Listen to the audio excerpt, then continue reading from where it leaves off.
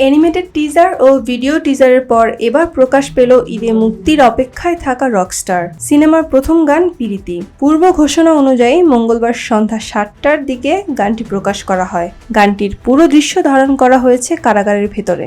প্রকাশের সময় ক্যাপশনে লেখা হয়, প্রেম আর বিরহের গভীর অনুভূতিতে মোড়া থাক ভালোবাসার গল্পেরা।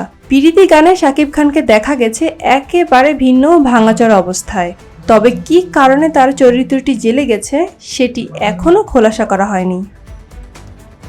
অন্তর্জালে আসার পরপরই ইতিবাচক সাড়া পাচ্ছে গান ভিডিওটি। কেউ কেউ লিখেছেন জনরা অনুযায়ী একদম পারফেক্ট, আবার কেউ লিখেছেন অসাধারণ গান সঙ্গে এক্সপ্রেশন ও অভিনয়। আবার একজন লিখেছেন শাকিব খান তো রীতিমতো চমকে দিচ্ছেন, পুরো দস্তর অভিনেতা। রকস্টার সিনেমায় এবার কোনো গ্যাংস্টার বা অ্যাকশন হিরো নয়, একজন পেশাদার সঙ্গীত শিল্পীর চরিত্রে অভিনয় করেছেন শাকিব খান।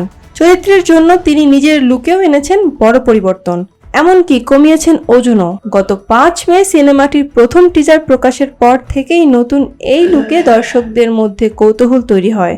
দেশের পাশাপাশি বিদেশের বিভিন্ন প্ল্যাটফর্মেও টিজারটি আলোচনায় আসে।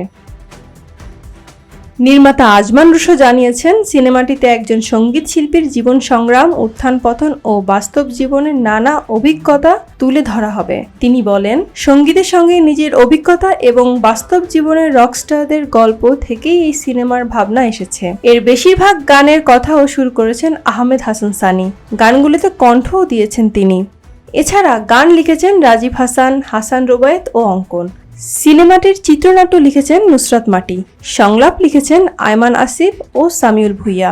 আসছে ঈদুল আজহায় মুক্তির কথা রয়েছে সিনেমাটির। রোকসানা মিম, ডেস্ক রিপোর্ট, ভোরের ডাক।